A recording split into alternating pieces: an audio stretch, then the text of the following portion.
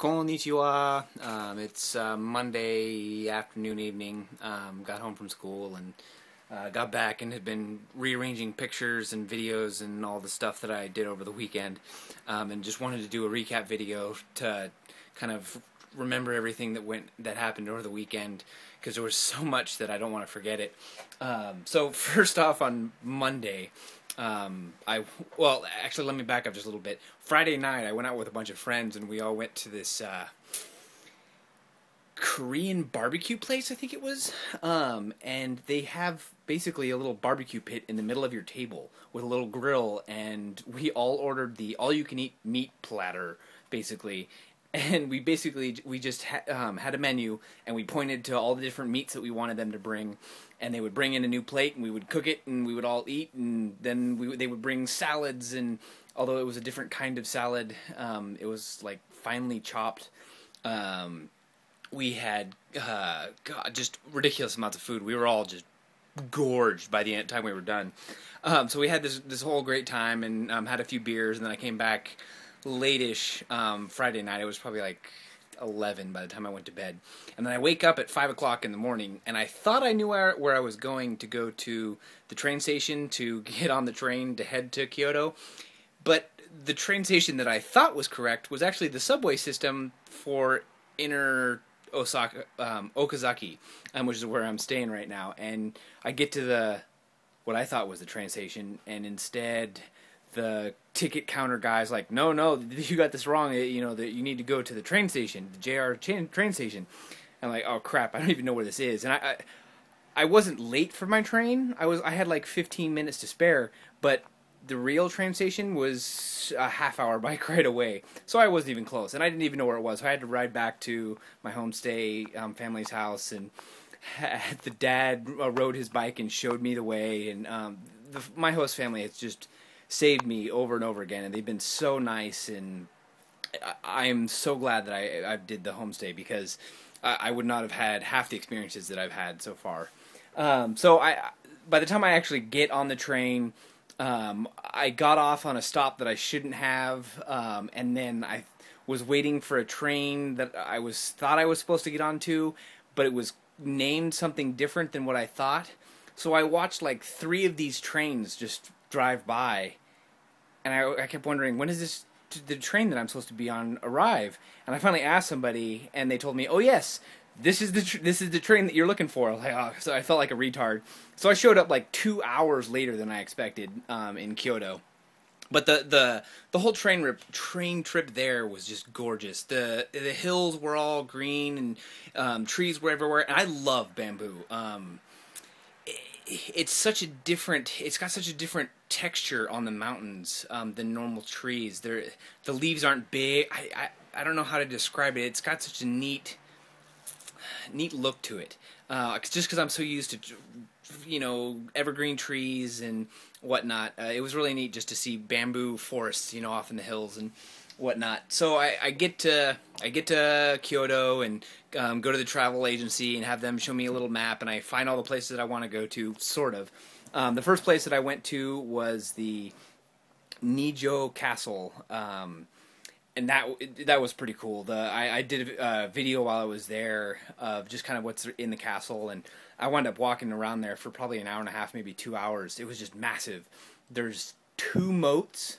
One for an outer moat that has like the main hall in it, and then there's an inner moat that has like the house for the not the feudal lord, the shogun and his family and stuff. There was a huge tower that used to be there that burnt down, but I was able to go up onto like the platform where it used to be and kind of look around. I took over 600 pictures this weekend. So it's going to take me a while to go through the pictures, and I'm still trying. I haven't forgot about it, but I need to upload the pictures from the previous weekend when I went to, Osaka and Nara. So after Nijo, excuse me, after Nijo Castle and wandering around, there was a little cool garden. I had a little, there was a little tea ceremony area that I went and had tea in their little house thing, samurai style house, I guess. I walked around their garden. I saw a wedding while I was there. Well, not the whole wedding, but I saw a part of a wedding and took some pictures of that. The traditional Japanese style. I can't remember the religion right now. Shinto wedding. So after I got out of there, I got on the bus and went to the Heian Shrine, which has. I took another video, and if you see the other video, it's got this huge red seki gate that you go in, you drive through before you go into the shrine. And then when I was at the shrine, I met this girl. She gave me a little tour around, and just the whole grounds were gorgeous. I actually took the extra tour and went through this garden around the backside. I just took so many pictures, so many cool areas. I love Japanese gardens. European style gardens are pretty, but they're too feminine to me. I feel like I need a frilly shirt and to frolic. But the Japanese gardens, to me, are so... They really are peaceful. It's very cool. So I went around this whole garden. After I left the Heian Shrine, I went to what was called the Hakusa... hold on, I'm going to slaughter this. Hakusaso so Hashimoto Kansetsu Garden and Museum. I guess it was some 1800s painter in Japan that had his own garden house, and after going through the Heian Shrine's garden, this was nothing compared to it. I was fairly disappointed, especially since it was like... It was almost $10 American dollars to get in, and the garden that I went to at the Heian Shrine was like $5, and the comparison wasn't even close. I should have just skipped the last one, the Kansetsu Museum and Garden.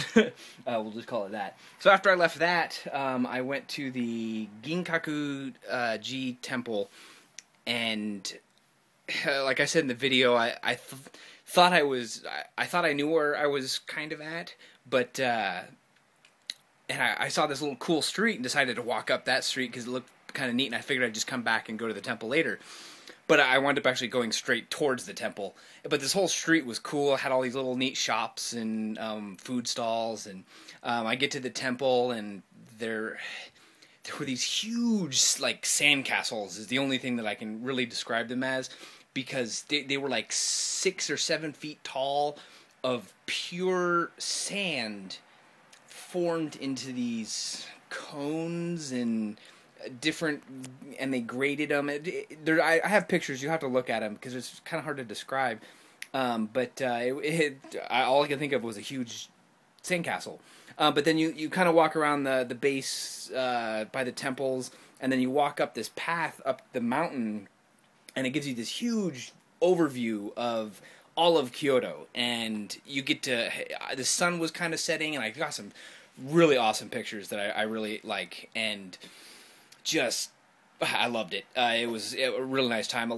I was bummed because some of the pictures actually turned out really blurry. But there's still a lot that came out really nice. And I didn't realize this, but on a lot of the temples... they have phoenixes that are kind of perched at the peak, and I always thought they were chickens because they looked kind of weird. But they're actually phoenixes. They almost look like a cross between a peacock and a chicken. Only the peacock feathers are like flame-like. And the reason for all of these phoenixes on the buildings was to protect the buildings from fire. And I thought, okay, that's kind of, I guess I can see that. And then after going through a lot of these places and hearing some of the history, most of them burned down and were rebuilt several times.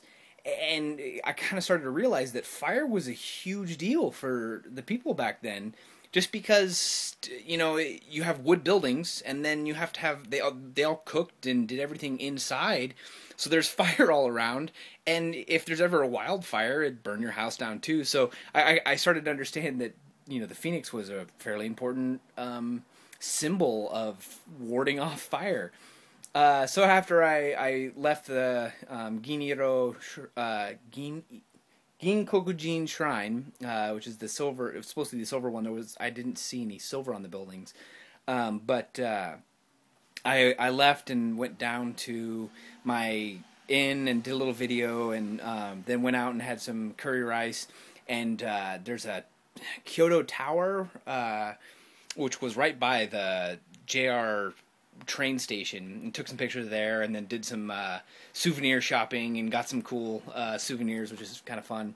And then went back and stayed in the ryokan, and the floor was so hard, and I'm so glad the air conditioner worked, because I kind of kept it on, not high but cool, and it was nice. But then I woke up and the morning was all nice and cool and refreshing, and it was kind of fun wearing.